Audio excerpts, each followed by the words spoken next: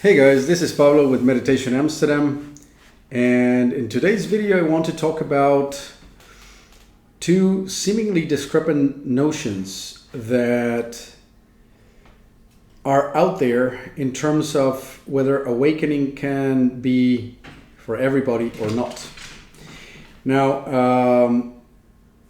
I've been thinking about this topic since I made the Gurdjieff series on In Search of the Miraculous.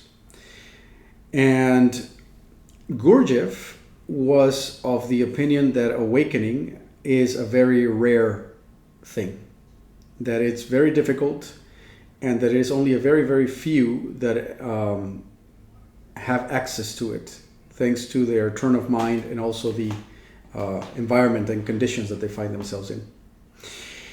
At the same time, we have seemingly another camp, which is today around the YouTube sphere, of people who are predicating this message that we're going to, as a humanity, face a mass awakening, that this is the turn into a new era of spiritual enlightenment. And that this is it, right? Like enlightenment will take place en masse. Now, on the face of it, I side with the Gurdjieff camp. I think it's a very rare thing. I think it's quite difficult. And at the same time, there's something to be said about how popular the topic has become, how accessible the techniques have become, and how it seems that there's a lot of people who are, in fact, waking up. And so I've been trying to reconcile the topic a little bit in my mind, and what I want to do is essentially share some of my thoughts about the whole thing. And to me, it starts with the mental disposition that I see people around me having on the topic. So I sometimes talk with friends about this, sometimes with family members, and also I work with people on a one-to-one basis.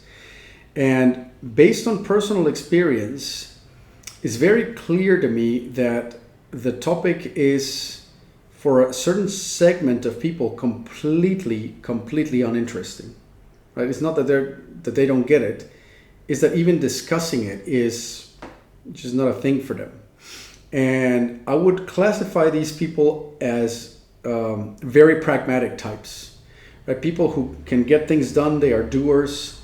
They are action-driven, and they are, or their mind seems to be geared towards apprehending value about things that have an immediate pragmatic value that can deliver something on a tangible level.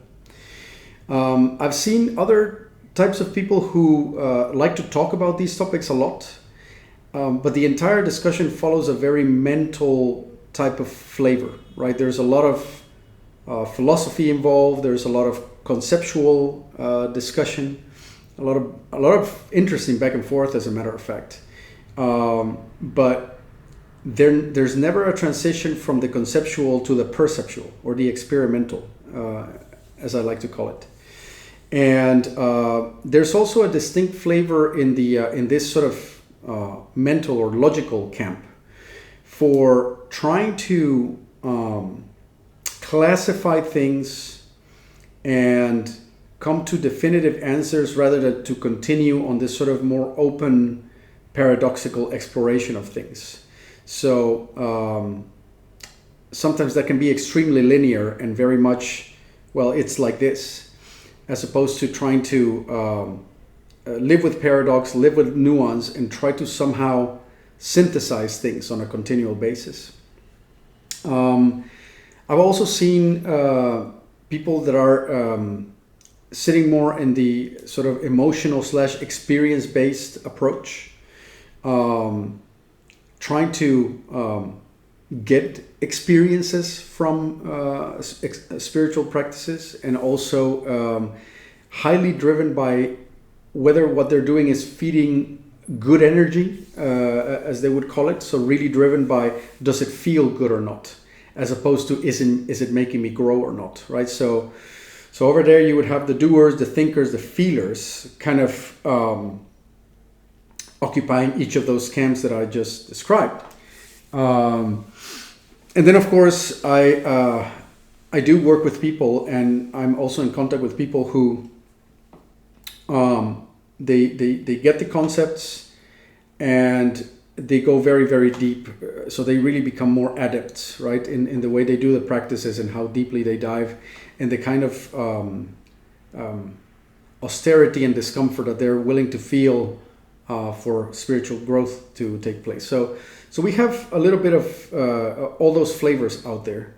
Now, I'm speculating, because I'm not an anthropologist, when I say that those flavors are out there naturally, right? So I can only imagine that when we were a hunter-gatherer bands of 150 people, you needed quite a big bulk of people, maybe 80%, who knows, of doers, right? People who had a lot of stamina and physical power and the rest of it to keep the whole thing going on a practical level. You needed people who were a little bit more strategic about it. You needed people who were more in touch with emotions so that they could sense the tone of the tribe and keep things in balance and the rest of it. And of course you had the elders, and you had a tiny, tiny minority that would have been the guys who play the shamanic or spiritual role in the tribe. But that percentage, so the shaman as a percentage of the tribe would probably have been a couple of people at the most, because they're quite expensive to maintain. They don't really produce much. And yet if you remove them from that system that the tribe consists of, the tribe would probably degenerate within a few generations, because there's nobody keeping true north when it comes to what's really going on and how to keep that cohesion in the system, understanding each other's roles. So I'm thinking that from an evolutionary perspective, not every mind has evolved to be geared towards successful awakening in their lifetime. Not every member of society has inherited the right mental and psychosomatic factors that would lead to that. Because I think that awakening, I'm in the Gurdjieff camp when saying that awakening is a very expensive experiment. It's costly from a survival perspective. You have to have many ducks in a row before awakening can really become plausible and desirable. So that's kind of taking that pragmatic angle from Gurdjieff. Now, to give credit to the camp of YouTubers out there now talking about how there's a big wave of awakening coming and in fact already happening, it seems to be happening, as a matter of fact. It seems like the availability of techniques and information and the geopolitical and social vibe in the air, and the huge amount of uncertainty that there is out there is making it so that awakening is happening a lot nowadays. Maybe also we're more aware of it, and people are more vocal about it. That could also play a factor, of course. And where I settle in this topic is to say, I believe Gurdjieff is right in saying that it's rare, and for the evolutionary reasons that I've mentioned, I think that is most likely to be the case.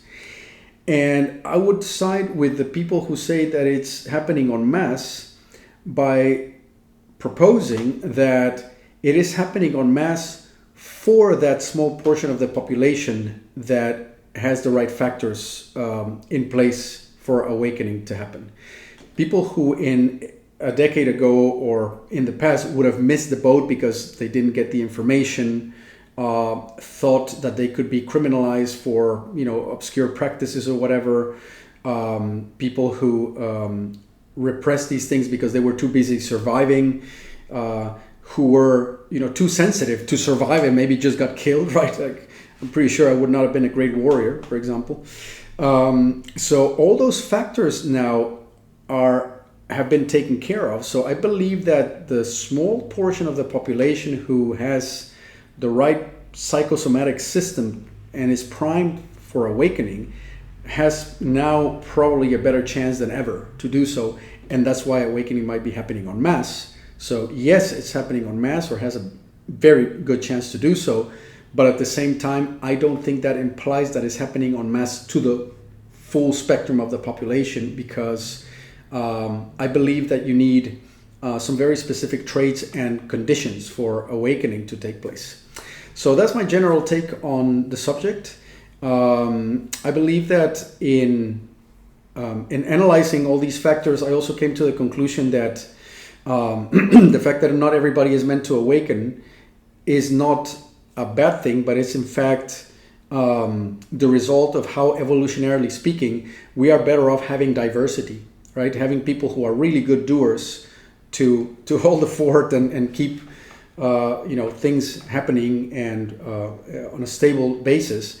And that we need people who are also very intellectual in their nature, more emotionally sensitive, and the spiritually inclined to keep pushing that boundary of what a human being can become, right?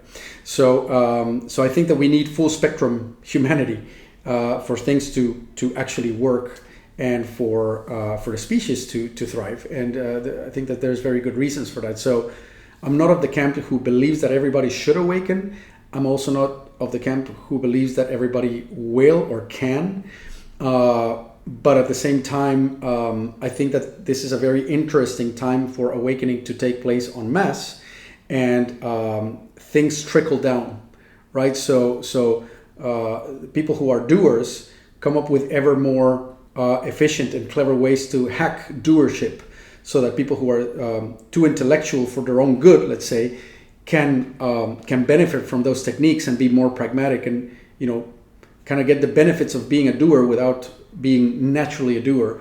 And the same would come from the camp of spiritual people, right? Like we keep coming up with ever refined techniques and ways to communicate what spirituality is about, so that communication trickles down to doers who would normally not even be interested in discussing these kind of topics, right? So that's a very sort of inclusive, cooperative, and I would say self-enforcing, self-strengthening system that thrives on variety, as opposed to creating conflict between these seemingly opposing priorities that we have. So as usual, I'm very curious to hear what your take is on the topic, and I'm going to be back with more videos pretty soon. If you think that others might benefit from these videos, then your liking, sharing, and subscribing is super rewarding for me, and it also makes the channel more visible to others. So thanks for listening, and I'll be back with more videos pretty soon. Cheerio. Bye-bye.